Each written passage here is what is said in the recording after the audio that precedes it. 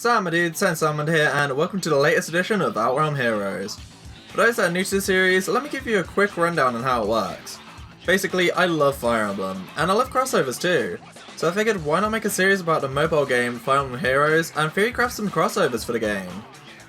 Crossovers aren't uncommon in gacha games, so I'm kinda surprised that we already haven't had one yet in Fire Emblem. So in this series, I like to bring characters from other series like Dragalia Lost, Pokemon, Demon Slayer, and more into the world of Fae, and come up with an idea of what they'd be like in the game. This time, I'm going to be bringing characters over from The World Ends With You. Literally, I've been thinking about this game non-stop since I finished it. I've been listening to the soundtrack non-stop since I started playing, the anime adaptation recently started, and we're finally getting a sequel for the game this summer. Hell, I'm even thinking of basing my new channel rebrand art on the series too. So with how much the series has been on my mind, I couldn't not make an Outrealm Heroes video about it. So let's talk about the first character I'll be adding from the series, Phones, aka Neku. In Fae, I made Neku a colourless infantry mage, since in The World Ends With You, he's able to use a lot of abilities through the use of his pins, and a lot of the memorable ones are stuff like energy blasts, fire attacks, and lightning strikes. So because of that, I figured having a weapon that isn't based on one colour or element suited him well. His weapon's called Final Star's Finish. It grants +2 attack and speed, and has a pretty interesting activation condition for his weapon. If a unit has no support partner, or his support partner is within 2 spaces, he gains +5 to all of his stats, and gains Special Fighter too, which is an amazing skill for an infantry unit that doesn't usually have access to this skill. I figured it suited him referencing the partner aspect of The World Ends With You, and Neku's character as a whole. At the start of the game, he pushes people away and doesn't really form connections with anyone. But as the game goes on, he starts to grow closer to people and partners up with people, hence the support partner reference. I also made his exclusive special support partner orientated as well, and it's called a fusion skill. It scales off his speed, however the percentage of speed used depends on how close he is to his support partner. 3 spaces away equals 20% of Neku's speed, 35% for 2 spaces away, and 50% if Neku is adjacent to his support partner. If Neku doesn't have a support partner in range, or one in general, then no extra damage is dealt. Aside from referencing the partner aspect of The World Ends With You, it also references the 3-tier fusion skill system. If you haven't played The World Ends With You, then basically you have 3 levels of fusion attacks depending on how in sync Neku is with his partner. Which is why Neku has to be closer to his support partner to be in more sync with them. And it starts from 3 spaces away, so that Neku effectively has a level 1, 2, and 3 fusion skill attack.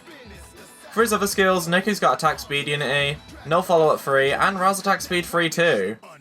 The A slot and C slot contradict each other a bit, but I think it works well to reference his character growth in the game, with his strongest skill being the one that focuses on Neku being around others to show his general progression through the game.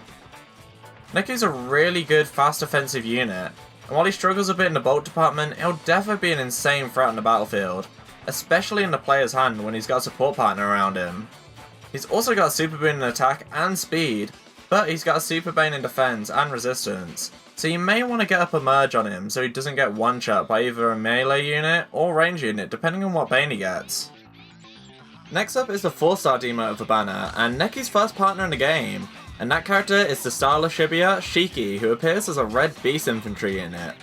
While Shiki isn't a transforming beast unit like the Lagoos of Fire Emblem, I figured the beast class suited her, since she attacks with her teddy bear, Mr. Mew. Of course Mr. Mew gets the Woe Dao effect built in for being a beast unit, but they also get +3 defense and a sort of Caduceus effect that's a little weaker since it only reduces damage by 20% instead of 30%. But unlike the Caduceus staff, Shiki also gets a damage reduction effect too. Shiki's the complete opposite of Neku in terms of stats, as instead of being a speedy offensive monster, Shiki is a slow tank. He doesn't deal quite as much damage as Neku, but will definitely be rolling hits a lot better than him. Her skills are really good too. She gets Fortress Defense Res 2 as her 4-star skill, and Defense Res Oath as her 5-star skill, so both skills really emphasize on her bulk. She's got Super Boon in attack and HP, but she's got Super Bane in her speed. Overall, she's an incredibly tanky unit, who's a great asset on any team, and I'd love to see Kaiju Mr. Mew go ham on Shiki's enemies in Fire Emblem, just like the teddy bear does during her level 3 fusion with Neku. Our next unit is an extra powerful one, who I'm guessing will end up being the star summon of this banner, and that character is the secretive partner, Joshua, who's appearing as a flying blue mage this time around. I struggled with trying to name this weapon for a while, but I ended up calling it Punishment. It grants him +3 speed, it's effective against infantry and beast units, and it inflicts -4 attack speed and res, and even neutralizes the foe's bonuses to these stats too. And if you thought that wasn't everything, then you'd be wrong, as he also cancels the foe's damage reduction skills like Spurn, Caduceus, and even Shiki's Mr. Mew too. For his skills, he comes with Dragon Fang, Close Counter, Mystic Boost 3, and finally Pulse Smoke 3. So his base kit is insane, and he makes for some really great fodder too, being able to give Close Counter and Pulse Smoke, or Close Counter and Mystic Boost. Joshua's dump stat is his defense, but with the rest of his stats are really good. He doesn't have a Super Boon thankfully, and to top things off, whatever boon Joshua gets will be a Super Boon, which is really nice.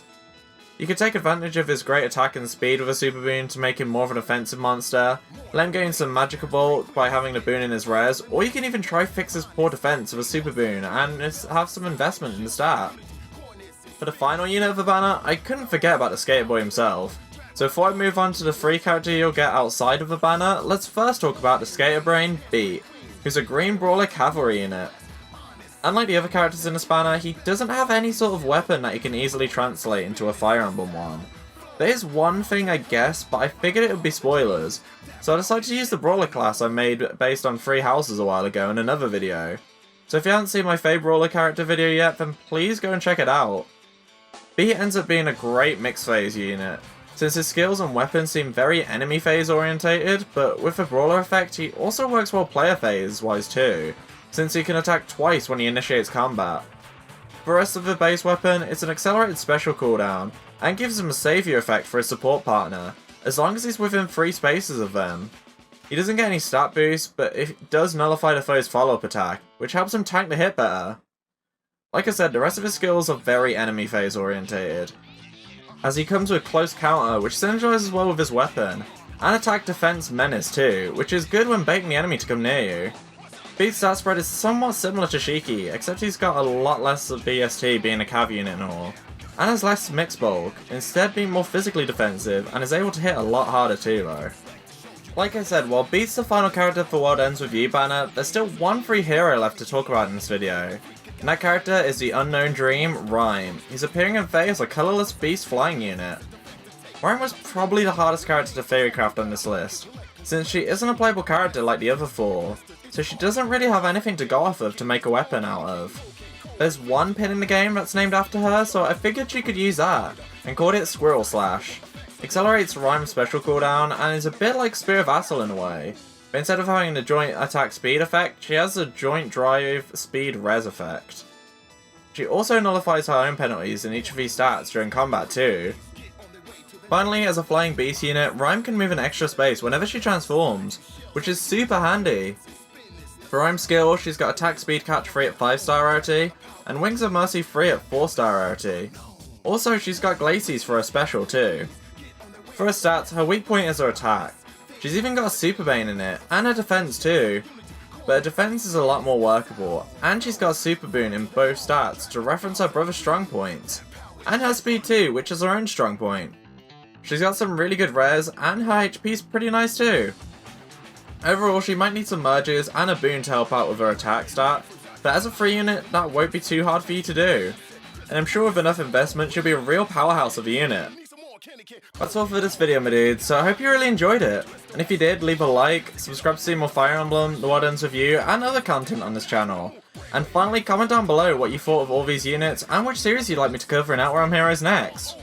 I also have a Twitch channel where I'm currently playing through either the Crimson Flower route or 3 houses, or Sacred Stones, depending on where this video goes up. And I plan on playing Neo The World Ends With You when it drops later this summer too. I also have a Discord channel if you want to hang out more with the community, and the link to both will be in the description below, so please definitely go check them out. Again, thank you for watching, and I'll see you in the next one, my dudes. Until next time, bye!